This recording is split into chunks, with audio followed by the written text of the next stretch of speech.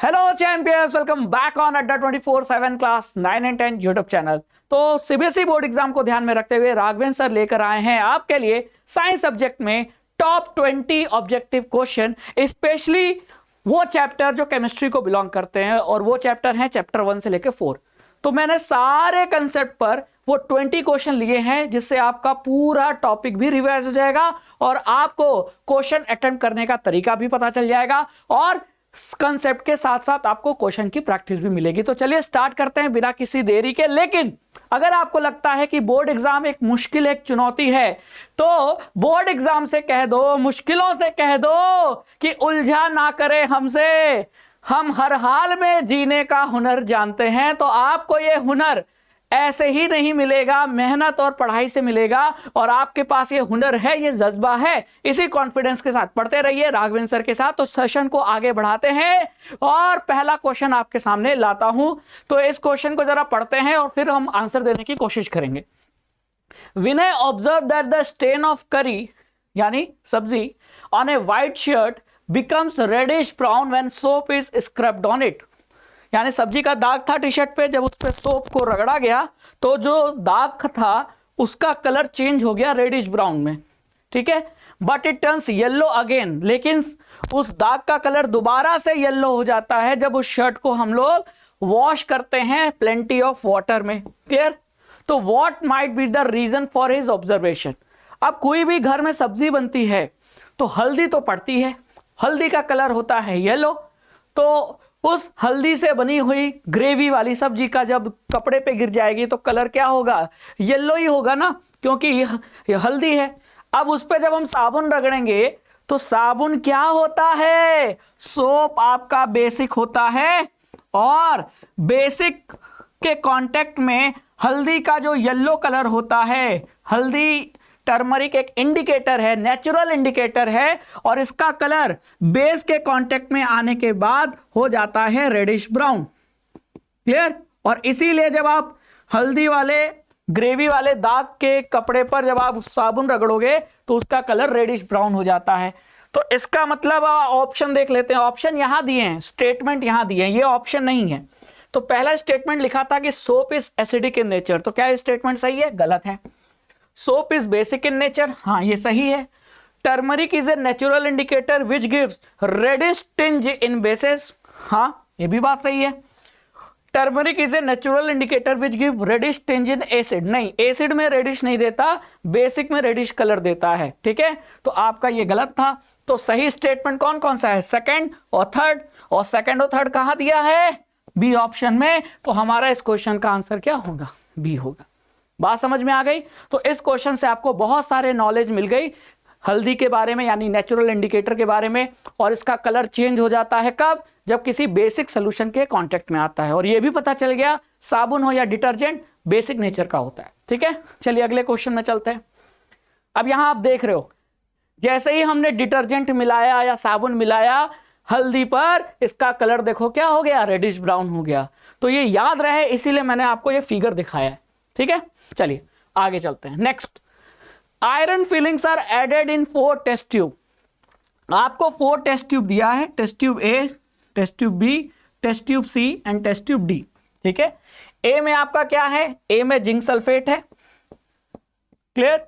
B में क्या है? कॉपर सल्फेट, और सी में क्या है? आयरन सल्फेट, और टेस्ट ट्यूब डी में क्या है? एल्यूमिनियम सल्फेट, ठीक है, क्लियर।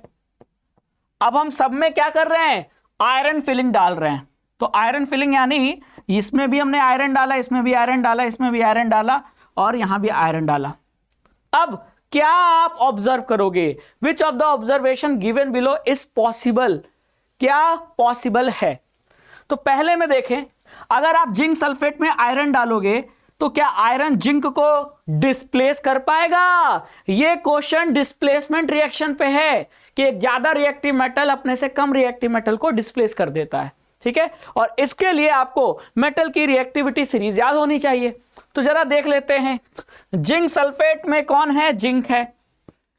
और आयरन क्या जिंक को डिस्प्लेस कर पाएगा? तो आयरन जिंक के नीचे है, कम रिएक्टिव है, तो आयरन कम रिएक्टिव है, ये जिंक को डिस्प्लेस नहीं कर पाएगा, तो यहां रिएक्शन नहीं होगा, ठीक है। कॉपर सल्फेट आयरन, तो कॉपर यहां है, आयरन यहां है, तो आयरन एक ज्यादा रिएक्टिव मेटल है, ये कॉपर सल्फेट में से कॉपर को डिस्प्लेस कर देगा, हटा देगा। हाँ, तो अगर हटा देगा तो फिर प्रोडक्ट में बनेगा क्या? तो प्रोडक्ट में यहां बनेगा आपका, अगर मैं रिएक्शन लिखूं Fe प्लस कॉपर सल्फेट, तो प्रोडक्ट में क्या बनेगा? आयरन कॉपर को हटा देगा तो बनेगा ग्रीन कलर का आयरन सल्फेट, जो ग्रीन कलर का होता है, याद रखना, कलर भी याद रखना है, ठीक है। तो FeSO4 बनेगा और कॉपर जो मेटल है ब्राउन कलर का वो अलग हो जाएगा। तो आयरन ने कॉपर को डिस्प्लेस कर दिया, तो यहां रिएक्शन होगा। अब आ जाते हैं यहां आयरन, फेरस सल्फेट में आयरन डालेंगे तो ये भी आयरन, ये भी आयरन, नो रिएक्शन। फिर यहां एल्यूमिनियम सल्फेट में आयरन डाला तो एल्यूमिनियम ऊपर है, आयरन नीचे है, क्लियर। तो क्या डिस्प्लेसमेंट होगा? बताइए, नहीं होगा। आयरन डिस्प्लेस नहीं कर पाएगा एल्यूमिनियम को, क्यों? क्योंकि एल्यूमिनियम ज्यादा रिएक्टिव मेटल है। तो आपका सिर्फ यहां रिएक्शन होगा, डिस्प्लेसमेंट रिएक्शन, और इस वजह से प्रोडक्ट में क्या बनेगा? ग्रीन कलर का सोल्यूशन आयरन सल्फेट का और कॉपर का ब्राउन कलर का डिपॉजिट। तो ये कौन सा ऑप्शन है? पहला ऑप्शन सही है क्या? कलरलेस सोल्यूशन नहीं, प्रोडक्ट में कलरलेस नहीं, प्रोडक्ट में ग्रीन कलर का सोल्यूशन बन रहा है, तो ये गलत है। ब्राउन सोल्यूशन गलत है। ग्रीन सोल्यूशन, हाँ, प्रोडक्ट में ग्रीन सोल्यूशन बन रहा है और कॉपर का ब्राउन कलर है, उसका डिपॉजिट बनेगा, तो ये आपका सही है। डी ऑप्शन गलत है, ठीक है। तो C option is the right answer. तो ये कंसेप्ट जो है, ये क्वेश्चन किस कंसेप्ट पे था? मेटल की रिएक्टिविटी सीरीज पर, और ज्यादा रिएक्टिव मेटल अपने से कम रिएक्टिव मेटल को उसके सॉल्ट के सोल्यूशन से डिस्प्लेस कर देता है। बस आपको इसी तरह चेक करना था। तो अगर बोर्ड एग्जाम में भी ऐसा क्वेश्चन आता है तो रिएक्टिविटी सीरीज याद होगा, तो आप 1 बाय 1 चेक कर लेना, क्लियर। तो जहां डिस्प्लेसमेंट रिएक्शन संभव है, पॉसिबल है, वहीं कलर चेंज भी हो सकता है, ठीक है। चलिए आते हैं नेक्स्ट क्वेश्चन पे। अब ये देखो, वही चीज है, यहां समझाया है, जो अभी पिछला क्वेश्चन था उसको यहां समझाया है। कॉपर सल्फेट का सोल्यूशन क्या होता है? ब्लू कलर का होता है। तो यहां टेस्ट ट्यूब में आप क्या देख रहे हो? कॉपर सल्फेट का सोल्यूशन जो ब्लू कलर का है, इसमें हमने लोहे की कील यानी आयरन नेल को डिप कर दिया, डुबा दिया। तो इसका मतलब कॉपर सल्फेट का जो रिएक्शन होगा वो आयरन के साथ होगा। अब कॉपर ज्यादा रिएक्टिव है कि आयरन? आयरन ज्यादा रिएक्टिव है, ठीक है। अब कॉपर, ये तो सल्फेट है ना, ये तो सॉल्ट सोल्यूशन है, तो आपको किसको किसके साथ चेक करना है? जो अकेला मेटल है, जैसे आयरन अकेला है कि कॉपर सल्फेट अकेला है, तो आप देख रहे हो आयरन अकेला है, सिर्फ आयरन है, यहां कॉपर सल्फेट के साथ है। तो ये चेक करना है जो अकेला मेटल है क्या वो दूसरे मेटल के सॉल्ट से उस मेटल को हटा सकता है? तो क्या आयरन कॉपर को हटा सकता है? ये चेक करना है, उल्टा मत चेक करना, नहीं तो गलत हो जाएगा।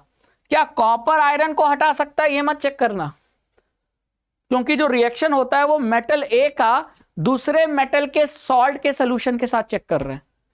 तो आयरन ज्यादा रिएक्टिव है कि कॉपर? तो आपने अभी देखा आयरन ज्यादा रिएक्टिव है, तो आयरन कॉपर को डिस्प्लेस कर देगा और बनाएगा FeSO4।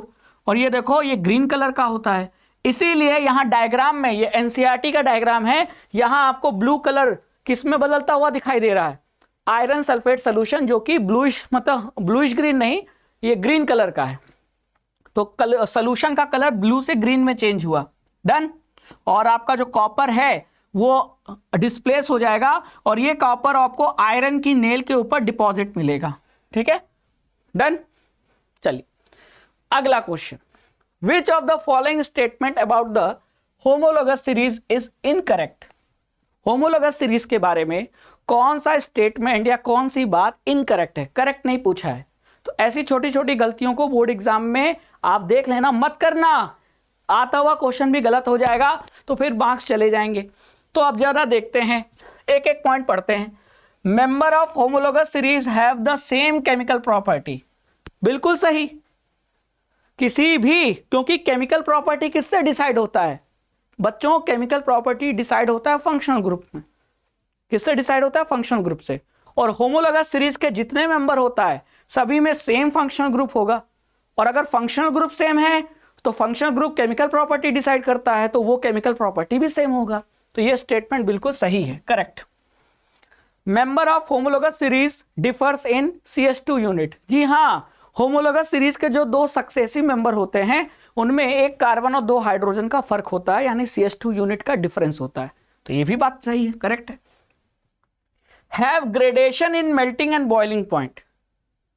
अब इसका मतलब क्या है, देखो मेल्टिंग पॉइंट और बॉइलिंग पॉइंट फिजिकल प्रॉपर्टी है, ठीक है, और फिजिकल प्रॉपर्टी डिसाइड होता है कार्बन की चेन से, ठीक है। जैसे मान लो कि यहां मैं लिख देता हूं CH3 CH2OH, इसी होमोलोगस सीरीज का अगला मेंबर CH3 CH2 CH2OH, ठीक है। इसका होमोलोगस सीरीज का एक पिछला मेंबर CH3OH। तो आप क्या देख रहे हो, ये सभी एक होमोलोगस सीरीज के मेंबर हैं, हाँ है। अब सभी का फंक्शन ग्रुप सेम है तो केमिकल प्रॉपर्टी भी सेम होगी, ठीक है। लेकिन जो कार्बन की चेन है जरा वो देखो, यहां कितनी लंबी है, ये कार्बन की चेन 1 कार्बन की है, यहां 2 कार्बन की है, यहां 3 कार्बन की है। तो जैसे जैसे कार्बन की चेन लंबी हो रही है तो उसका मॉलिक्यूलर मास भी तो बढ़ रहा है। क्यों? क्योंकि आपका CH2 ऐड होता जा रहा है ना। यहां देखिए, यहां एक CH2 जुड़ गया, फिर यहां 2 एक और हो गया तो 2 हो गए। तो CH2 जुड़ने से होमोलोगस सीरीज के मेंबर में मॉलिक्यूलर मास बढ़ रहा है, और जितना ज्यादा ये मॉलिक्यूलर मास होगा उतना ज्यादा मेल्टिंग और बॉइलिंग पॉइंट होगा। तो जैसे जैसे होमोलोगस सीरीज में आप आगे बढ़ते हो CH2 ऐड होता जाता है, तो CH2 ऐड होने से कार्बन की चेन लंबी होती जाती है, और इसीलिए मेल्टिंग और बॉइलिंग पॉइंट भी रेगुलर इंक्रीज होता जाता है। तो रेगुलर इंक्रीज होना यानी CH3OH से ज्यादा मेल्टिंग पॉइंट और बॉइलिंग पॉइंट CH3 CH2OH का होगा, इससे ज्यादा इसका मेल्टिंग पॉइंट होगा। तो लगातार मेल्टिंग पॉइंट और बॉइलिंग पॉइंट का इंक्रीज होना यही कहला रहा है ग्रेडेशन। तो ये भी बात सही है। तो याद रखना कि किसी भी होमोलोगस सीरीज में फंक्शनल ग्रुप सेम होता है, और फंक्शनल ग्रुप डिसाइड करता है कौन सी प्रॉपर्टी, केमिकल प्रॉपर्टी। तो केमिकल प्रॉपर्टी भी होमोलोगस सीरीज के सारे मेंबर का क्या होगा, सेम होगा। लेकिन होमोलोगस सीरीज के सारे मेंबर का फिजिकल प्रॉपर्टी सेम नहीं होगा, वो डिफरेंट होगा। और वो किसका ज्यादा होगा, फिजिकल प्रॉपर्टी मेल्टिंग और बॉइलिंग पॉइंट किसका ज्यादा होगा, जिसकी कार्बन की चेन जितनी लंबी होगी, जिसका मॉलिक्यूलर मास जितना ज्यादा होगा, उसका मेल्टिंग और बॉइलिंग पॉइंट भी ज्यादा होगा, ठीक है। अब आ जाते हैं यहां। वैसे तो हमने चेक कर लिया कि जब तीन करेक्ट है तो इनकरेक्ट कौन सा होगा, डी होगा, और इनकरेक्ट ही पूछा था तो हमारा ऑप्शन तो डी है। लेकिन एक बार चेक कर लेते हैं, butanal is a homologue of ethanal. Check कर लेते हैं, होमोलॉग मतलब successive member of homologous series.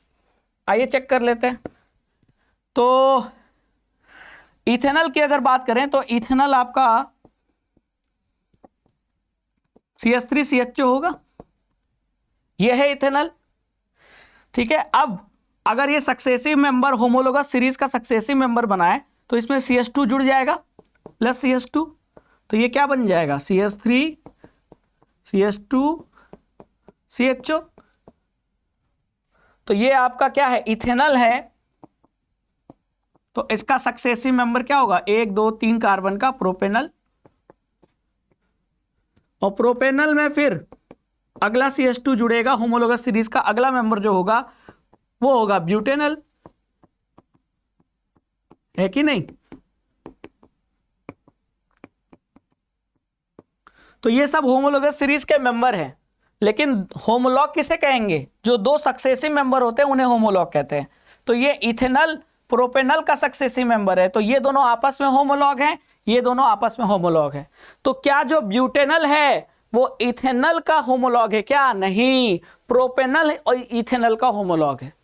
Homologue मतलब होमोलोगस सीरीज के दो सक्सेसिव मेंबर, सक्सेसिव मतलब लगातार। तो इसके बाद ये आया ना, तो ये दोनों आपस में होमोलॉग हुए, प्रोपेनल और इथेनल। यहां लिखा था ब्यूटेनल, इसीलिए ये गलत हो गया, और गलत ही हमको टिक करना था, तो हमारा ऑप्शन डी है।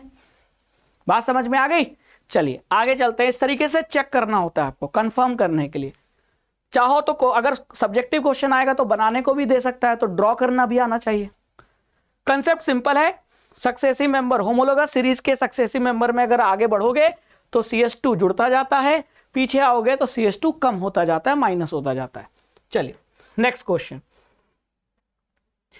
What is the correct observation about the chemical reaction taking place in a test tube on adding 2 gram barium hydroxide and 1 gram of ammonium chloride। अब ये क्वेश्चन आया कहां से है? एनसीईआरटी का क्वेश्चन। एनसीईआरटी में activities दी गई है और वहां से ये पहले चैप्टर की जो एनसीईआरटी एक्टिविटी है उससे क्वेश्चन दिया है।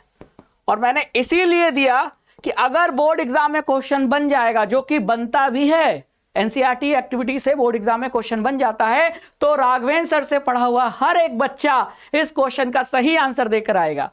तो इसीलिए आपको मैं ये एनसीईआरटी एक्टिविटी का क्वेश्चन करा रहा हूं जो पहले चैप्टर का है। तो अब आप ही बताइए क्या होने वाला है? बेरियम हाइड्रोक्साइड का रिएक्शन जब अमोनियम क्लोराइड से होगा तो क्या होगा? थोड़ा समय ले लीजिए। टिक टिक 1, टिक टिक 2, टिक टिक 3, टिक टिक 4, टिक टिक 5। अब आपने सोच लिया होगा, ठीक है। अब जरा दिमाग में सबसे पहला काम कीजिए, रिएक्शन लिखिए। तो बेरियम हाइड्रोक्साइड और एमोनियम क्लोराइड का जब आप रिएक्शन लिखेंगे तो प्रोडक्ट में क्या बनेगा? तो जिन बच्चों ने ये रिएक्शन लिखा है बिल्कुल सही लिखा है, और जिन्होंने इसके अलावा कुछ और लिखा है वो गलत हो गए। तो सबसे पहला काम रिएक्शन लिखिए। तो यहां देखिए बेरियम हाइड्रोक्साइड कितना दिया था? 2 ग्राम। वैसे ग्राम से कोई लेना देना नहीं है। और एमोनियम क्लोराइड NH4Cl। तो बेरियम हाइड्रोक्साइड का जब एमोनियम क्लोराइड से रिएक्शन होता है तो प्रोडक्ट में क्या बनता है? बेरियम क्लोराइड, एमोनिया गैस बनती है और पानी बनता है, ठीक है। अब ये जो रिएक्शन है ना, ये रिएक्शन एंडोथर्मिक है। ये रिएक्शन एंडोथर्मिक है। तो chlorine gas is produce at A product side. क्या प्रोडक्ट साइड क्लोरीन गैस बन रहा है? नहीं, गैस तो एमोनिया है, क्लोरीन तो है ही नहीं। तो ये ऑप्शन गलत हो गया। रिएक्शन इज एक्सोथर्मिक, गलत। ये रिएक्शन एंडोथर्मिक है तो एक्सोथर्मिक होगा नहीं। The reaction mixture becomes cold, जी हां सर, ये क्यों टिक होगा? आप सही आंसर ये क्यों होगा? सी, इसलिए कि किसी बीकर में जब आप बेरियम हाइड्रोक्साइड और एमोनियम क्लोराइड डालोगे तो जो बीकर में जो गर्मी है उसको लेकर ये दोनों आपस में रिएक्शन करेंगे। तो इन दोनों का आपस में रिएक्शन तभी होगा जब इन्हें हीट मिलेगी। और हीट कहां से मिलेगी? बीकर में जो हीट प्रेजेंट है जिसमें रिएक्शन हो रहा है उसकी हीट लेकर ये आपस में रिएक्शन करके प्रोडक्ट बनाएंगे। तो जब बीकर की हीट इन दोनों ने ले ली तो बीकर का हीट कम हो जाएगा तो इसका टेम्परेचर डाउन होगा। तो टेम्परेचर डाउन होगा तो रिएक्शन मिक्सचर क्या हो जाएगा? कोल्ड हो जाएगा। तो ये आपका सही स्टेटमेंट है। और फॉर्मेशन ऑफ एम्फोटेरिक ऑक्साइड, तो यहां कोई ऑक्साइड बन रहा है? नहीं, तो ये भी स्टेटमेंट गलत। तो सही स्टेटमेंट क्या है? सी है। तो इस क्वेश्चन का आंसर होगा सी। बहुत प्यारा क्वेश्चन है और ये एनसीईआरटी एक्टिविटी में दिया है। तो याद रखना, अगर आप बेरियम हाइड्रोक्साइड को एमोनियम क्लोराइड से रिएक्शन कराओगे तो रिएक्शन एंडोथर्मिक होगा और बीकर की जो एनर्जी है, हीट है, उसको लेकर ये दोनों आपस में रिएक्शन करेंगे और प्रोडक्ट में बेरियम क्लोराइड, अमोनिया, वाटर बनाएंगे। तो क्योंकि बीकर की एनर्जी इन दोनों ने ले ली इसलिए बीकर ठंडा हो जाएगा, उसका टेम्परेचर डाउन हो जाएगा। बात समझ में आई? क्लियर? तो आंसर सी होगा। नेक्स्ट क्वेश्चन पे चलते हैं। Which product is formed on passing the excess carbon dioxide gas through lime water? अब यहां देखो 2 क्वेश्चन है। अगर मैं एक्सेस हटा दूं तो आंसर कुछ और होगा, अगर मैं एक्सेस लगा दूं तो आंसर कुछ और होगा। जी हां, ये पैटर्न का 2 क्वेश्चन बनता है। क्वेश्चन का आंसर इसको लगाने से और इसको हटा देने से आंसर बदल जाएगा, ठीक है। अब मुझे पता है कई बच्चे इसका आंसर ए टिक करते हैं। हां सर यही तो होगा, नहीं होगा। ए तब होता जब यहां एक्सेस नहीं लिखा होता। जैसे मैं एक्सेस छुपा दूं तो लाइम वाटर किसे कहते हैं? लाइम वाटर, लाइम मतलब कैल्शियम ऑक्साइड, लेकिन कैल्शियम ऑक्साइड में हमने पानी डाल दिया तो बन गया कैल्शियम हाइड्रोक्साइड। तो लाइम वाटर का मतलब कैल्शियम हाइड्रोक्साइड। और जब इसमें कार्बन डाइऑक्साइड गैस पास करते हो तो क्या बनता है? कैल्शियम कार्बोनेट बनता है। और तब हम कहते हैं कि लाइम वाटर क्या हो गया? मिल्की हो गया। लेकिन जब आपको बोला जाए कार्बन डाइऑक्साइड तब, लेकिन क्वेश्चन में क्या बोला है? एक्सेस कार्बन डाइऑक्साइड, तब आंसर नहीं होगा, है ना। क्योंकि जब आप एक्सेस कार्बन डाइऑक्साइड डालते हो तो यही कैल्शियम कार्बोनेट और कार्बन डाइऑक्साइड के साथ रिएक्शन करके कैल्शियम हाइड्रोजन कार्बोनेट बना लेता है। तो आपका एक्सेस के समय जब रिएक्शन में प्रोडक्ट में क्या बनेगा, CaHCO3 होल ट्वाइस, तो आपका आंसर होगा डी। और अगर यहां एक्सेस नहीं लिखा होता तब हम ऑप्शन क्या टिक करते, ए। तो अभी इसमें ए गलत है, बी भी गलत है, सी भी गलत है, सी तो वैसे भी गलत था। तो अक्सर बच्चे इस ए और डी में कंफ्यूज हो जाता। ठीक है, कंफ्यूजन दूर हुआ। जब क्वेश्चन में बोला जाए कि क्या प्रोडक्ट बनेगा जब हम कार्बन डाइऑक्साइड गैस को लाइम वाटर से पास करेंगे, तब होगा कैल्शियम कार्बोनेट। लेकिन जब पूछा जाए क्या बनेगा प्रोडक्ट में जब हम एक्सेस कार्बन डाइऑक्साइड को पास करेंगे, तो फिर कैल्शियम कार्बोनेट नहीं होगा, कैल्शियम हाइड्रोजन कार्बोनेट होगा, जिसका ये सही फॉर्मूला है। और ये रहा एनसीईआरटी का वो रिएक्शन जो एनसीईआरटी में दिया है। On passing excess carbon dioxide following reaction takes place. ठीक है, तो पहले कैल्शियम कार्बोनेट बनता है और कैल्शियम कार्बोनेट और कार्बन डाइऑक्साइड से रिएक्शन करके कैल्शियम हाइड्रोजन कार्बोनेट बना लेता है। डन। चलिए नेक्स्ट क्वेश्चन पे चलते हैं। एक मेटल M है जो ऑक्सीजन के साथ कंबाइन करके एक ऑक्साइड बना रहा है, यानी मेटल M और ऑक्सीजन के साथ रिएक्शन कर रहा है और क्या बना रहा है, ऑक्साइड बना रहा है O, और उस ऑक्साइड का फॉर्मूला है MO। ठीक है, और ये जो MO ऑक्साइड है ये एसिड के साथ भी रिएक्शन कर रहा है और बेस के साथ भी रिएक्शन कर रहा है और प्रोडक्ट में सॉल्ट और वाटर बना रहा है। तो ऐसे मेटल के ऑक्साइड जो एसिड और बेस दोनों के साथ रिएक्शन करके सॉल्ट और वाटर बनाए, तो ऐसे मेटल के ऑक्साइड को हम क्या कहते हैं, एम्फोटेरिक कहते हैं ना। तो इसका मतलब हमको ये पता चल गया कि ये जो मेटल M है ऑक्सीजन के साथ रिएक्शन करके जो ऑक्साइड बना रहा है वो ऑक्साइड आपका एम्फोटेरिक नेचर का है, क्योंकि ये क्वेश्चन में दे दिया है हिंट, है ना, हिंट दे दिया ना। डन। तो फिर वो मेटल M क्या हो सकता है। अब एनसीईआरटी में आपको एम्फोटेरिक ऑक्साइड का दो एग्जाम्पल दिया है, एक दिया है Al2O3 और दूसरा दिया है जिंक ऑक्साइड, कि एल्यूमिनियम ऑक्साइड और जिंक ऑक्साइड ये दो एम्फोटेरिक ऑक्साइड के एग्जाम्पल हैं। अब इसमें से वो कौन पॉसिबल मेटल M क्या हो सकता है, तो जरा फॉर्मूला देखो ऑक्साइड का। फॉर्मूले का जो ऑक्साइड का जो फॉर्मूला है वो किसके साथ मैच हो रहा है, ZnO के साथ। अगर हम यहां Zn मान लें तो यहां ऑक्सीजन के साथ रिएक्शन करके क्या बना, मेटल की जगह क्या है, जिंक। ठीक है, तो इस हिसाब से अगर आंसर देखें कि मेटल M क्या होना चाहिए, तो वो होना चाहिए जिंक, है ना। बहुत प्यारा क्वेश्चन था। लेकिन अगर क्वेश्चन में देता कि एक मेटल M है जो ऑक्सीजन के साथ रिएक्शन करके एक ऑक्साइड बना रहा है जिसका फॉर्मूला M2O3 है, और वो ऑक्साइड एसिड और बेस दोनों के साथ रिएक्शन करके सॉल्ट वाटर बना रहा है, तो फिर वो मेटल M का नाम बताओ। अब आप यहां फॉर्मूला क्या देख रहे हो ऑक्साइड का, M2O3, जो किससे मैच कर रहा है, Al2O3 से। तो फिर वो मेटल M क्या होता, तब एल्यूमिनियम होता। क्लियर। तो बहुत प्यारा क्वेश्चन था। ऐसा क्वेश्चन आपने ना यूट्यूब पे कहीं और देखा होगा, पढ़ा होगा, ना किसी क्वेश्चन बैंक में, ना किसी सैंपल पेपर में, ना किसी प्रीवियस ईयर क्वेश्चन में, क्योंकि ये राघवेंद्र सर का बनाया हुआ एक क्वेश्चन है। हो सकता है बोर्ड एग्जाम में इस कंसेप्ट पे क्वेश्चन बन जाए। तो सोचने का अपना दायरा बढ़ाओ, आगे बढ़ा जाए नेक्स्ट क्वेश्चन पे। चलिए, ठीक है, यहां वो रिएक्शन दिया है कि कैसे एसिड और बेस दोनों के साथ रिएक्शन करके सॉल्ट और वाटर बना रहा है जिंक। तो आंसर आपका बी है। How many structural isomer are possible for pentane, तो ड्रॉ करके देख लेते हैं। तो स्ट्रक्चरल आइसोमर का क्या कंसेप्ट पढ़ाया है, फॉर्मूला सेम होना चाहिए, स्ट्रक्चर डिफरेंट होना चाहिए। तो आइए स्ट्रक्चर बनाते हैं। तो पहला स्ट्रेट चेन बनाएंगे, तो 5 कार्बन का 1 2 3 4 5, बाकी हाइड्रोजन लगा दो।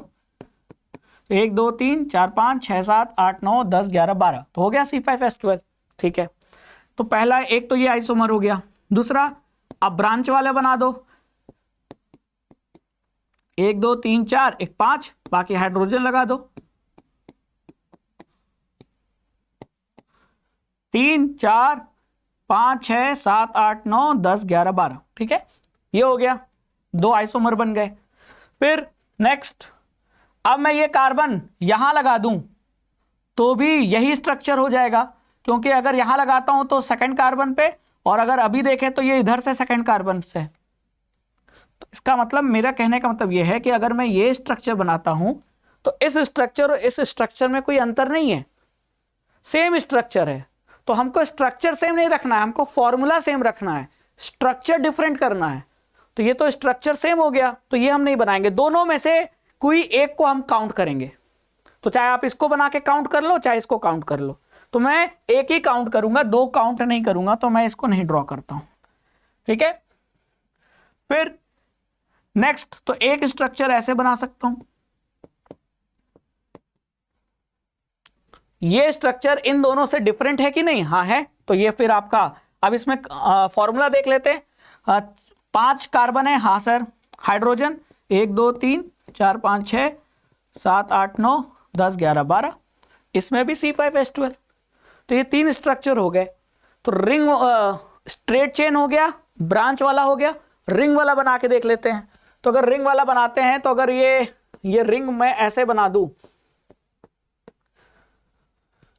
अब हाइड्रोजन काउंट करो, 1 2 3 4 5 6 7 8 9 10, तो ये हो जाएगा C5H10 हो जाएगा। तो क्या ये इसको काउंट कर सकते हैं आइसोमर में? नहीं, फॉर्मूला तो सेम होना चाहिए ना। तो इसका फॉर्मूला C5H10 है, फॉर्मूला डिफरेंट हो गया, तो हम इसे काउंट नहीं करेंगे, ठीक है, इसे काउंट नहीं करेंगे। और आप इसके अलावा कोई भी रिंग स्ट्रक्चर बना के देख लो, चाहे स्क्वायर वाला भी बना के देख लो, ये रिंग है, ठीक है, यहां एक कार्बन और लगा दिया, 1 2 3 4 5 6 7 8 9 10, यहां भी C5H10, फॉर्मूला सेम नहीं है, तो ये भी स्ट्रक्चर नहीं हो सकता आइसोमर, क्योंकि फॉर्मूला सेम होना चाहिए, फॉर्मूला यहां डिफरेंट हो जा रहा है। तो अगर आप चेक करोगे तो आपको 3 ही आइसोमर दिखेंगे, तीनों का फॉर्मूला C5H12 है, लेकिन स्ट्रक्चर डिफरेंट है। तो आंसर हो जाएगा तब हमारे कितने स्ट्रक्चरल आइसोमर पॉसिबल है पेंटेन के लिए, तो आंसर है बी यानी 3, ठीक है। हो सकता है बोर्ड एग्जाम में ड्रॉ करने को आ जाए, तो ड्रॉ इस तरीके से करना है, लेकिन ड्रॉ करते समय देख लेना सेम स्ट्रक्चर को 2 बार मत बना देना, नहीं तो आपका आंसर गलत हो जाएगा, ठीक है, काउंटिंग गलत हो जाएगी। Next, on placing a copper coin in a test tube containing green ferrous sulphate, ferrous sulphate यानी FeSO4 जो ग्रीन कलर का होता है, ये हमने अभी पहले पढ़ा है, और इस फेरस सल्फेट के सोल्यूशन में हमने कॉपर का एक कॉइन, सिक्का डाल दिया। तो यहां आपको देखने से क्या पता चल रहा है? अरे सर, ये तो वही डिस्प्लेसमेंट रिएक्शन वाला क्वेश्चन है, तो हमको ये चेक करना है कि कॉपर क्या आयरन सल्फेट से आयरन को डिस्प्लेस कर पाएगा। तो अब आप बताइए, क्या कर पाएगा? कौन ज्यादा रिएक्टिव है, कॉपर की आयरन? तो आप कहोगे सर आयरन ज्यादा रिएक्टिव है, कॉपर लेस रिएक्टिव है। तो क्या एक लेस रिएक्टिव मेटल एक अपने से हायर रिएक्टिव मेटल को उसके सॉल्ट के सॉल्यूशन से डिस्प्लेस कर पाएगा? नहीं। तो क्या यहां डिस्प्लेसमेंट रिएक्शन होगा? तो आप कहोगे सर नो डिस्प्लेसमेंट रिएक्शन। तो यानी कि जो ग्रीन कलर का फेरस सल्फेट है उसका कलर ग्रीन ही रहेगा, कलर में कोई चेंज नहीं आएगा, नो कलर चेंज, ये भी तो कह सकते हो, नो कलर चेंज। तो यहां लिखा है टर्न्स ब्लू, नहीं, ग्रीन कलर ग्रीन ही रहेगा, ब्लू में नहीं बदलेगा। टर्न्स कलरलेस, ये भी गलत है, टर्न्स कलरलेस, ये भी गलत है। Remains green with no change in the copper coin, हाँ बिल्कुल सही, there will be no colour change, क्योंकि रिएक्शन होगा नहीं। क्यों नहीं होगा? क्योंकि कॉपर लेस रिएक्टिव मेटल है, वो अपने से ज्यादा रिएक्टिव मेटल आयरन को डिस्प्लेस नहीं कर पाएगा। तो इस क्वेश्चन का आंसर क्या होगा? डी, ठीक है, बात समझ में आई? क्यों? चलिए आगे चलते हैं। लेकिन अगर यहीं उल्टा कर देता, तो उल्टा मतलब आयरन प्लस कॉपर सल्फेट करता, तो हाँ, तब आयरन कॉपर को कॉपर सल्फेट से हटा देगा, तब कॉपर सल्फेट का जो ब्लू कलर है वो बदल जाता है ग्रीन कलर में, क्योंकि तब क्या बनता प्रोडक्ट में? आयरन सल्फेट बनता है ना। तो ये आपको ध्यान रखना है, क्वेश्चन में क्या पूछा है। नेक्स्ट, रघु हैज, रघु अरे राघवेंद्र सर को दोस्तों प्यार से रघु ही बुलाते हैं, तो ये तो मैं ही हूं। बहुत बढ़िया। तो रघु यानी राघवेंद्र सर के पास एक कार्बन कंपाउंड X था और उस कार्बन कंपाउंड का फॉर्मूला था C2H4O2। तो what will be the chemical formula of A member Z that comes 2 places after X in the homologous series. तो जो X है वो किसी होमोलोगस सीरीज का मेंबर है और इसके 2 प्लेस बाद इसी होमोलोगस सीरीज में एक और मेंबर आता है Z, उसका फॉर्मूला क्या होगा? तो हमने पढ़ा है होमोलोगस सीरीज का कंसेप्ट कि होमोलोगस सीरीज के 2 सक्सेसिव मेंबर के बीच में किसका डिफरेंस होता है? 1 कार्बन और 2 हाइड्रोजन का। तो अगर X से अब आगे बढ़ोगे तो 1 कार्बन और 2 हाइड्रोजन ऐड कर दोगे, तो यहां फॉर्मूला क्या हो जाएगा? C3H6O2। और फिर आप यहां से और आगे बढ़ोगे तो फिर CH2 ऐड कर दोगे, तो फॉर्मूला हो जाएगा C4H8O2। तो हम यहां कहां दिया है? C3H5OH, ये होगा नहीं। C4H8O2 ये हो सकता है, हाँ। C4H8OH ये भी नहीं होगा, ठीक है, क्योंकि यहां से 1 ऑक्सीजन है तो यहां भी 1 ऑक्सीजन, जबकि यहां 2 ऑक्सीजन था। क्लियर? और ये भी नहीं हो सकता। तो हमारा जो ऑप्शन है वो क्या होगा? सी होगा। सॉरी, एक मिनट, C4H8O2 है, तो हमारा option B is the right answer. C भी गलत है, डी भी गलत है, ए भी गलत है। अगर ये पूछ लेता कि बताओ एक्स के बाद एक और मेंबर है सक्सेसिव मेंबर, उसका फॉर्मूला बताओ, ये वाई एक्स हो गया तो ये वाई, तो वाई का फॉर्मूला ये हो जाता अगर इसको वाई कहते। तो होमोलोगस सीरीज का एक कंसेप्ट अगर याद होगा तो आप सारे क्वेश्चन कर सकते हो, ठीक है। चलिए नेक्स्ट, अगला क्वेश्चन, ये आप ऑप्शन आ गया B. Next question, sodium carbonate is a salt. Sodium carbonate क्या है? एक सॉल्ट है और ये सॉल्ट बनता है due to neutralisation reaction between. तो ये क्वेश्चन का आंसर हम कैसे देंगे?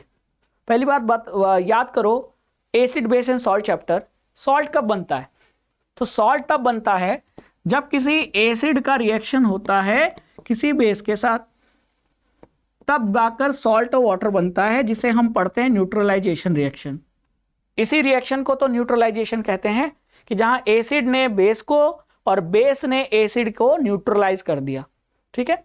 अब सॉल्ट का नेचर क्या होगा, यह डिपेंड करता है उनके पेरेंट एसिड और पेरेंट बेस पर।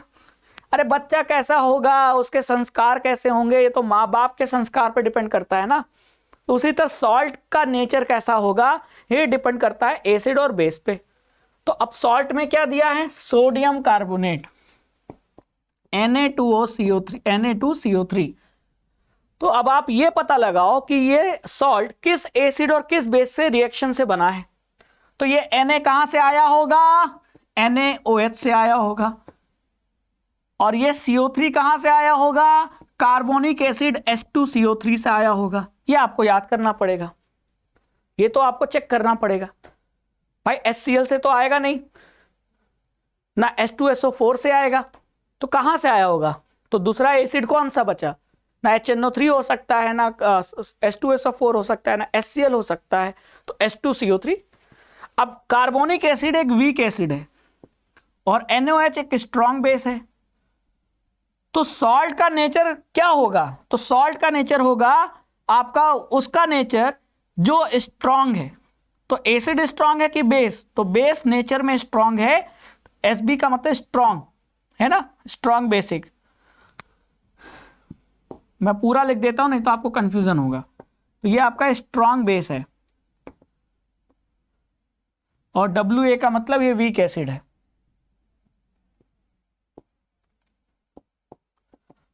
तो सॉल्ट का नेचर स्ट्रॉन्ग वाले की तरह होगा। तो स्ट्रॉन्ग कौन है? बेस। तो सॉल्ट का भी नेचर क्या होगा? बेस, ठीक है, बेसिक। अब यहां आपको पता चल गया कि ये सोडियम कार्बोनेट किससे बना है। सोडियम कार्बोनेट आपका जो सॉल्ट है वो वीक एसिड और स्ट्रॉन्ग बेस से बना है। तो वीक एसिड और स्ट्रॉन्ग एसिड स्ट्रॉन्ग बेस गलत, वीक एसिड वीक बेस गलत, स्ट्रॉन्ग एसिड वीक बेस गलत, weak acid and strong base बिल्कुल सही। और अगर ये पूछ लेता वीक एसिड कौन सा है तो आंसर है कार्बोनिक एसिड। ये पूछ ले कि स्ट्रॉन्ग बेस कौन सा है तो आंसर है सोडियम हाइड्रोक्साइड। और ये पूछ ले कि सोडियम कार्बोनेट का नेचर कैसा है, एसिडिक, बेसिक, न्यूट्रल, तो आप क्या कहोगे, बेसिक है। कैसे पता लगाया भाई, ऐसे पता लगाया।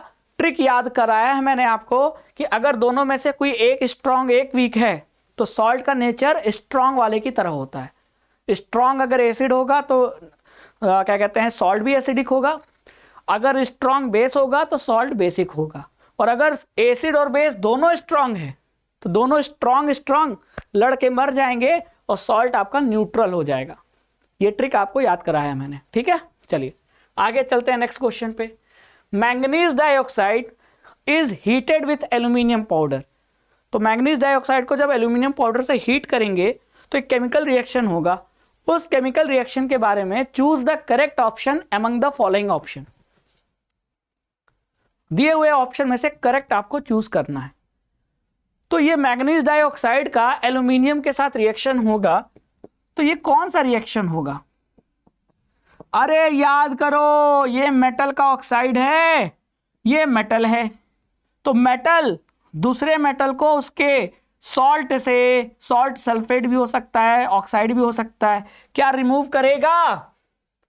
तो देखिए ये आपका रिएक्शन है। ये रिएक्शन कहां दिया है? Metal and non metal chapter में, जहां हम मेटल को ऑब्टेन करने के लिए उससे रिड्यूस करते हैं, तो या तो कार्बन से रिड्यूस करते हैं या डिस्प्लेसमेंट रिएक्शन का यूज करके रिड्यूस करते हैं। तो अब मुझे मैंगनीज चाहिए था, तो मैंने मैंगनीज डाइऑक्साइड को एल्यूमिनियम के साथ रिएक्शन करा दिया। अब एल्यूमिनियम ज्यादा रिएक्टिव मेटल है, तो एल्यूमिनियम क्या करेगा? मैंगनीज को डिस्प्लेस कर देगा और ऑक्सीजन के साथ खुद बना लेगा Al2O3, और मैंगनीज अलग हो गया, डिस्प्लेसमेंट के बाद अलग हो गया। और ये रिएक्शन एक्सोथर्मिक है, तो ये जो हीट पैदा हो रही है वो हीट इस मैंगनीज को सॉलिड के फॉर्म में नहीं, लिक्विड फॉर्म में यहां मेल्ट कर देती है, तो इसीलिए यहां लिक्विड लिखा हुआ है। अब ये रिएक्शन है, इसी पर आपको आंसर देना है। It is an endothermic reaction, गलत। ये आपका रिएक्शन एल्यूमिनियम पाउडर और मैंगनीज ऑक्साइड के बीच में जो रिएक्शन हो रहा है ये तो आपका एक्सोथर्मिक है। कैसा है? एक्सोथर्मिक है। तो पहला ऑप्शन तो गलत हो गया। Mn will displace aluminium in the reaction. कौन किसको डिस्प्लेस कर रहा है? एल्यूमिनियम मैंगनीज को डिस्प्लेस कर रहा है, मैंगनीज डिस्प्लेस नहीं कर रहा, तो ये गलत हो गया। Amphoteric oxide is formed at the product side. Product side क्या कोई एम्फोटेरिक ऑक्साइड बन रहा है? तो ऑक्साइड जो बना वो Al2O3 है, और ये एल्यूमिनियम ऑक्साइड जो होता है Al2O3 एम्फोटेरिक ही तो होता है, तो ये स्टेटमेंट तो बिल्कुल सही है, हाँ बन रहा है। फिर solid Mn is formed at the product side. नहीं, प्रोडक्ट में जो Mn है वो सॉलिड नहीं बन रहा है, लिक्विड बन रहा है। अगर रीजन पूछे तो रीजन ये है कि मैंगनीज तो मेटल है, होना चाहिए इसको सॉलिड में, लेकिन ये जो रिएक्शन में हीट पैदा हुई उसने सॉलिड मेटल को लिक्विड में, मोल्टन फॉर्म में मेल्ट कर दिया, इसीलिए ये लिक्विड फॉर्म में है। तो यहां लिखा था सॉलिड, इसीलिए ये गलत हो गया। तो बेटा रिएक्शन याद होगा, हर क्वेश्चन चुटकियों में सॉल्व होगा। चलो आगे चलते हैं नेक्स्ट क्वेश्चन पे। How will you protect yourself from the heat generated while diluting a concentrated acid. किसी कंसेंट्रेटेड एसिड को अगर आप डाइल्यूट करते हैं तो हीट जनरेट होता है, उससे आप अपने आप को कैसे बचाएंगे? तो बचाने का तरीका यह है कि आप सही तरीके से मिलाओ। तो सही तरीका क्या है? पानी और एसिड को मिलाने का। क्या पानी में एसिड मिलाते हैं कि एसिड में वाटर मिलाते हैं, यानी पानी मिलाते हैं? तो याद रखना, पहले एसिड में ए आता है और वाटर में W। तो पहले अल्फाबेट में कौन आता है? ABCDEFGH पढ़ते हैं हम लोग, तो पहले ए आता है कि W? तो पहले ए आता है। तो जो पहले आता है हमेशा उसको बाद वाले में मिलाना चाहिए, यानी हमेशा एसिड को वाटर में मिलाते हैं, ठीक है। तो बाय एडिंग एसिड, हाँ सही है, बाय एडिंग वाटर गलत है, वाटर को एसिड में नहीं मिलाते। बाय एडिंग वाटर गलत, बाय एडिंग बेस गलत, ठीक है। तो एसिड को वाटर में हमेशा मिलाया जाता है, ना कि वाटर को एसिड में। तो याद करने का तरीका, जो पहले आता है उसे बाद वाले में मिलाते हैं, और हमेशा मिलाते समय उसे चलाना भी चाहिए। जैसे चाय में चीनी डालते हैं कप में, तो उसे मिलाते हैं ना, कि ताकि अच्छे से चीनी घुल जाए। तो उसे कहते हैं कांस्टेंट स्टीयरिंग। इससे क्या होता है कि जो रिएक्शन है वो बहुत ज़्यादा एक्सप्लोड नहीं होता और आप जलते नहीं हो। तो इसका आंसर क्या होगा? ए होगा। By adding acid to water with constant stirring, ये एनसीईआरटी में दिया हुआ है। ठीक है, चलिए अब नेक्स्ट क्वेश्चन। आपके सामने एक एलिमेंट एक्स है, नहीं पता क्या है, उसका आपको एटॉमिक नंबर और इलेक्ट्रॉनिक कॉन्फ़िगरेशन दिया है। अब इसके बेसिस पे आपको बताना है कि वो मेटल एक्स क्या है। और ये आपके metal and non metal chapter में कुछ मेटल्स का और कुछ नॉन मेटल्स का इलेक्ट्रॉनिक कॉन्फ़िगरेशन दिया है, उसको जरूर एक बार देख लेना, क्योंकि अगर क्वेश्चन आया तो ऐसे ही आएगा, इलेक्ट्रॉनिक कॉन्फ़िगरेशन देकर आपको मेटल का नाम पूछ लेगा। तो 11 एटॉमिक नंबर किसका होता है? सोडियम का। सोडियम के बाद 12 किसका होता है? मैग्नीशियम का, है ना, एटॉमिक नंबर 12। तो 12 इलेक्ट्रॉन, जिसमें से 2 के में, एल शेल में 8 और एम में 2। ठीक है, तो एक्स मेटल कौन है? मैग्नीशियम है। तो क्वेश्चन कराने का मकसद ये नहीं था, है तो इजी क्वेश्चन, लेकिन क्वेश्चन कराने का मकसद ये है कि इस वैरायटी के भी क्वेश्चन बन सकते हैं। आपको क्या पता, आप तो बोर्ड एग्जाम पहली बार दे रहे हो, तो इसीलिए मैं आपको पहले से बता दे रहा हूं कि बच्चा एनसीईआरटी बुक में ये इलेक्ट्रॉनिक कॉन्फ़िगरेशन पढ़ के जाना, metal and non metal chapter में। ठीक है, तो मेरे ये वीडियो का, मेरे सेशन का मतलब तभी साबित होगा, वो फायदा तभी आपको मिलेगा जो मैं बोलूं उसे आप फॉलो करो। ठीक है, चलो नेक्स्ट क्वेश्चन। ये आपके सोप मॉलिक्यूल का स्ट्रक्चर है, ये हेड है, ये टेल है। तो आपको ये बताना है कि एक्स और वाई का जो नेचर है वो कैसा होगा। 4 ऑप्शन दे दिया है। अब साबुन होता क्या है, पहले ये समझ लो। तो साबुन होते हैं सोडियम या potassium salt of carboxylic acid. ठीक है, तो मान लो ये कार्बोक्सिलिक एसिड है ना, और मैंने इसका NOH के साथ रिएक्शन कराया एग्जाम्पल के फॉर्म में, तो यहां बन गया CH3 COO और H की जगह Na आ गया, तो ये बन गया सॉल्ट। यही साबुन है। ठीक है, यही साबुन है। अब साबुन में जो कार्बन की चेन है ना, ये जो कार्बन की चेन है, कार्बन की चेन ये होती है टेल। ये जो होती है ये होती है टेल, ये होती है टेल।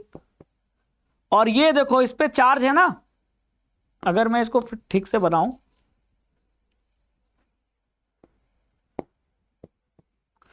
CH3COO माइनस Na+, तो ये तो चार्ज एंड है, आयनिक एंड है, तो ये हेड की तरह होता है। तो ये जो हेड है वो एक्चुअली ये है ना, तो इसे हम हेड भी कहते हैं। ये आयनिक एंड होता है, मतलब इधर ही चार्ज होता है।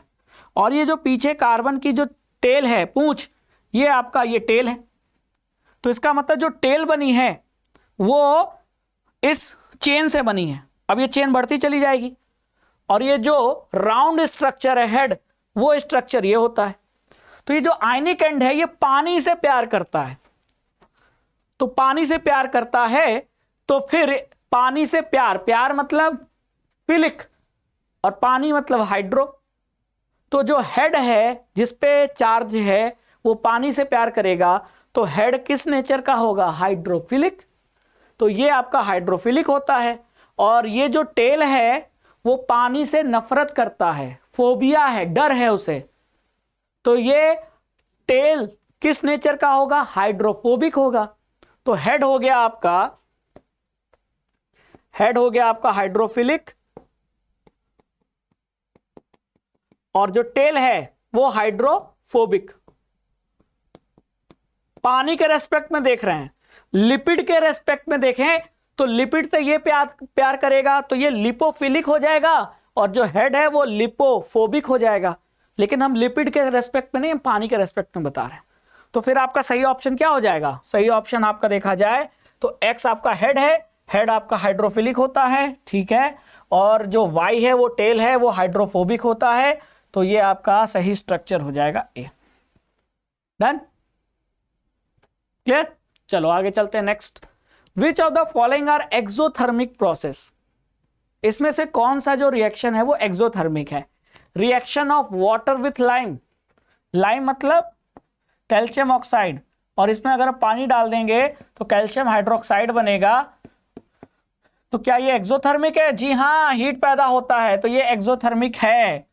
Dilution of N acid, acid को डाइल्यूट करते हैं, अभी हमने पढ़ा है कि हमेशा सही तरीका क्या है, एसिड को वाटर में मिलाना चाहिए। तो अगर एसिड को वाटर में मिला रहे हैं तो वो भी रिएक्शन एक्सोथर्मिक है, ठीक है। लेकिन हीटिंग फेरस सल्फेट क्रिस्टल, तो फेरस सल्फेट के क्रिस्टल को हीट कर रहे हैं, तो जाहिर सी मतलब है कि जब हीट कर रहे हैं इसका मतलब हीट देना पड़ रहा है, तो ये एंडोथर्मिक हो गया। हीट प्रोड्यूस होता, क्लियर, तो एक्सोथर्मिक कहते हैं ना। यहां तो आप हीट देना पड़ रहा है, तब फेरस सल्फेट क्रिस्टल क्या हो रहा है, डिकम्पोज हो रहा है, तो ये आपका एक्सोथर्मिक नहीं है। फिर डिकम्पोजिशन ऑफ लाइमस्टोन, लाइमस्टोन मतलब CaCO3, और उसको डिकम्पोज करते हैं। डिकम्पोज कब होता है? जब हम लाइमस्टोन को गर्म करते हैं, तभी उसका डिकम्पोजिशन होता है। तो इसको गर्म करना मतलब इसमें एनर्जी खर्च हो रही है, तो ये आपका एक्सोथर्मिक नहीं है, एंडोथर्मिक है। तो एक्सोथर्मिक पूछा था, तो एक्सोथर्मिक केवल कौन है, फर्स्ट और सेकंड। फर्स्ट और सेकंड केवल किस ऑप्शन में दिया है, ए ऑप्शन में, तो हमारा आंसर क्या होगा, ए होगा। देख लो, फेरस सल्फेट को गर्म करते हैं तो फेरस सल्फेट का जो क्रिस्टल है ग्रीन कलर का होता है, तो ये डिकम्पोज हो जाता है, तो ये एक डिकम्पोजिशन रिएक्शन है। गर्म करने पर ये डिकम्पोज होता है तो ब्राउन कलर का फेरिक ऑक्साइड बनाता है, तो ये भी याद रखिएगा। और कैल्शियम कार्बोनेट को, लाइमस्टोन को डिकम्पोज करते हैं, मतलब उसे भी गर्म करते हैं, तो कैल्शियम ऑक्साइड और कार्बन डाइऑक्साइड बनती है। तो ये दोनों रिएक्शन भी बहुत इंपॉर्टेंट है बोर्ड एग्जाम के पॉइंट ऑफ व्यू से, क्लियर। चलिए आगे चलते हैं। Next, which product is formed when butanol is heated in presence of alkaline KMnO4। अब सर ये किस रिएक्शन, किस चैप्टर का है, कार्बोनेट्स कंपाउंड का ये क्वेश्चन है। आपने पढ़ा है कार्बोनेट्स कंपाउंड में कि इथेनॉल को जब हम एल्कलाइन KMnO4 के प्रेजेंस में गर्म करते हैं तो इथेनॉल का ऑक्सीडेशन होता है, तो इथेनोइक एसिड बनता है। पढ़ा है कि नहीं? अब इथेनॉल की जगह आपको क्या दे दिया, ब्यूटेनॉल, तो इथेनॉल से इथेनोइक एसिड बन रहा है। इथेनॉल में 2 कार्बन, इथेनोइक एसिड में भी 2 कार्बन, तो ब्यूटेनॉल का जब ऑक्सीडेशन होगा तो ब्यूटेनॉल एक 4 कार्बन का फंक्शनल ग्रुप वाला अल्कोहल है, तो इसको भी जब आप एल्कलाइन KMnO4 के प्रेजेंस में गर्म करोगे तो इसका भी तो ऑक्सीडेशन होगा, और इसका ऑक्सीडेशन होगा तो क्या बनेगा, 4 कार्बन का एसिड बनेगा, और 4 कार्बन का जो एसिड है वो हो गया ब्यूटेनोइक एसिड। तो ब्यूटेनोन गलत, प्रोपेनोइक नहीं, एसिड तो बनेगा लेकिन कार्बन सेम है, तो इथेनॉल से इथेनोइक एसिड, तो ब्यूटेनॉल से ब्यूटेनोइक एसिड, तो हमारा ऑप्शन होगा डी। तो जरूरी नहीं है इथेनॉल ही दिया रहे, लेकिन ध्यान रखना ये क्वेश्चन बहुत इंपॉर्टेंट है कि इथेनॉल किसी अल्कोहल का अगर आप ऑक्सीडेशन करते हैं एल्कलाइन KMnO4 के प्रेजेंस में, उसे गर्म करते हैं, तो उस अल्कोहल का कन्वर्जन हो जाता है, ऑक्सीडेशन हो जाता है कार्बोक्सिलिक एसिड में, ठीक है। और जितने कार्बन अल्कोहल में होंगे उतने ही कार्बन उस कार्बोक्सिलिक एसिड में भी होंगे, ठीक है। चलिए नेक्स्ट, एक एक्वस सॉल्यूशन ए है और ए फिनोप्थिलीन सॉल्यूशन का जो कलर है वो पिंक में बदल देता है। यानी हमने फिनोप्थिलीन में क्या डाला, ए डाला, तो फिनोप्थिलीन जो कलरलेस होता है वो पिंक कलर का हो गया। तो फिनोप्थिलीन जो कि एक इंडिकेटर है, अब आपको पता होना चाहिए फिनोप्थिलीन कलरलेस होता है एसिडिक सॉल्यूशन में, लेकिन बेसिक सॉल्यूशन में ये फिनोप्थिलीन का कलर चेंज होकर पिंक हो जाता है। तो अगर ए फिनोप्थिलीन को बदल दे रहा है पिंक कलर में, तो ए का नेचर क्या होना चाहिए, बेसिक, क्योंकि बेस के कांटेक्ट में ही तो फिनोप्थिलीन पिंक कलर का होता है। और अगर ए बेसिक है तो ए का जो pH है वो क्या होना चाहिए, मोर देन 7, ठीक है। अब आपने फिनोप्थिलीन तो डाला था ए में, उसमें आपने बी सॉल्यूशन डाल दिया, तो जो पिंक कलर है वो वापस से डिसअपियर हो गया। मतलब सर क्या कहना चाहते हो, मतलब ये है कि फिनोप्थिलीन मैंने टेस्ट ट्यूब में लिया था, फिनोप्थिलीन कलरलेस होता है, हमने ए डाला तो ए बेसिक था, तो ए डालने से फिनोप्थिलीन पिंक कलर का हो गया। अब फिर हमने दोबारा उसमें बी डाल दिया तो जो पिंक कलर है वो वापस से कलरलेस हो गया। तो अब बी बताओ। तो हमने अभी पढ़ा है कि एसिड के प्रेजेंस में फिनोप्थिलीन कलरलेस होता है। तो जब वो पिंक कलर का था वो बेसिक की वजह से था, लेकिन अगर उसमें हम थोड़ा और एसिड डालेंगे तो वापस से उसका पीएच क्या होगा, 7 के करीब आएगा, और वो 7 से क्या होगा, न्यूट्रल होना शुरू हो जाएगा। तो पिंक कलर धीरे धीरे कम होना लगेगा, और धीरे धीरे, क्योंकि भाई आप ही बताओ, फिनोप्थिलीन है, ये फिनोप्थिलीन है कलरलेस, हमने बेस डाला तो ये पिंक हो गया, फिर इसी में एसिड डाल दो तो वापस से पिंक से ये वापस से क्या हो जाएगा, कलरलेस हो जाएगा। तो एसिड और बेस में जिसकी क्वांटिटी ज्यादा होगी, फिनोप्थिलीन में आप दो चीज ऐड कर रहे हो, मान लो 10 ml बेस 1 ml एसिड, तो ज्यादा कौन है, 10 वाला ml 1 ml ज्यादा कौन है, बेस ज्यादा है 10 ml। तो रिजल्ट बात किसकी बनेगी, बात किसकी चलेगी, बेस की। तो उसके वजह से फिनोप्थिलीन का कलर क्या होगा, पिंक। लेकिन आपने 1 ml बेस डाला और 10 ml एसिड डाल दिया, तो अब क्वांटिटी में कौन ज्यादा है, एसिड। तो एसिड की वजह से एसिड की बात चलेगी, उसकी वजह से फिनोप्थिलीन क्या होगा, कलरलेस होगा। तो बी डालने पर फिनोप्थिलीन क्या हो रहा है, उसका पिंक कलर डिसअपियर हो जा रहा है। इसका मतलब कि बी का नेचर क्या है, एसिडिक, और एसिडिक होगा तो पीएच क्या होगा, लेस देन 7। तो ये कहां सही बैठ रहा है, ए इज स्ट्रांगली बेसिक, गलत। बी इज वीक बेस, गलत। A is strongly acidic, B is weak acid, गलत। बी तो बेस है, बी एसिड कहाँ है। A has pH greater than 7, हाँ। B has pH less than 7, हाँ। सी होगा, डी नहीं होगा। क्लियर। चलो, तो फिनोप्थिलीन का आपको याद होना चाहिए कि कब क्या कलर होता है। C option is the right answer. Next, which of the following statement is true about the position of metals in the activity series of metals। Metals की रिएक्टिविटी सीरीज में जो पोजीशन है मेटल्स की, उस हिसाब से ये 4 स्टेटमेंट में कौन सा स्टेटमेंट सही है। तो अब आपको मैंने इसीलिए कहा है कि रिएक्टिविटी सीरीज याद कर लो, और जिस दिन बोर्ड एग्जाम देने जाओगे सुबह पढ़ के जाना, और जैसे ही आपको बोर्ड एग्जाम में आंसर शीट मिलेगी कहीं उसको लिख लेना कि इन केस अगर भूल गए तो आपने लिखा है रिएक्टिविटी सीरीज, उससे आपका काम हो जाएगा। तो रिएक्टिविटी सीरीज अगर आप कॉपी में कहीं लिख लोगे तो ये है रिएक्टिविटी सीरीज, ये बाय हार्ट इसको याद रखना है एकदम। आपने अपना नाम भूल जाओ चलेगा, लेकिन रिएक्टिविटी सीरीज मत भूलना, ठीक है। वैसे कह रहा हूं मजाक में, इसको सीरियस मत ले लेना, है ना, लेकिन भाई याद करना है। अब देखो, copper is below hydrogen, copper is below hydrogen, हाँ, but above lead, but above lead नहीं, लेड के भी नीचे है, कॉपर लेड के ऊपर थोड़ी है, तो पहला स्टेटमेंट तो गलत हो गया। Iron is below lead, iron is below lead नहीं, आयरन तो अबव लेड है, तो ये भी गलत हो गया। Zinc is below magnesium, zinc is below magnesium, हाँ sir, but above aluminium, but above aluminium वाली बात गलत हो गई, क्योंकि जिंक एल्यूमिनियम के ऊपर नहीं है, एल्यूमिनियम के नीचे है, तो जिंक अबव एल्यूमिनियम नहीं है। D, magnesium is below calcium, magnesium is below calcium, हाँ, बट अबव एल्यूमिनियम, हाँ, ये तो दोनों बात सही है। तो इस क्वेश्चन का आंसर क्या होगा, डी होगा। तो रिएक्टिविटी सीरीज के हिसाब से जो डी ऑप्शन है कि जो मैग्नीशियम है वो कैल्शियम के नीचे और एल्यूमिनियम के ऊपर होता है, और वो आपका डी ऑप्शन में दिया था, बाकी ऑप्शन गलत थे, तो सही ऑप्शन जाएगा आपका डी, है कि नहीं। क्लियर। तो ये था क्वेश्चन, और इस हिसाब से हमने केमिस्ट्री के जो 4 चैप्टर हैं, चैप्टर 1 से लेकर चैप्टर 4 आपके क्लास 10 बोर्ड एग्जाम में जो बहुत ज्यादा इंपॉर्टेंट है, जिससे क्वेश्चन बनता है, तो उस चारों चैप्टर के मिक्स टॉप 20 ऑब्जेक्टिव क्वेश्चन मैंने आज इस सेशन में कराया।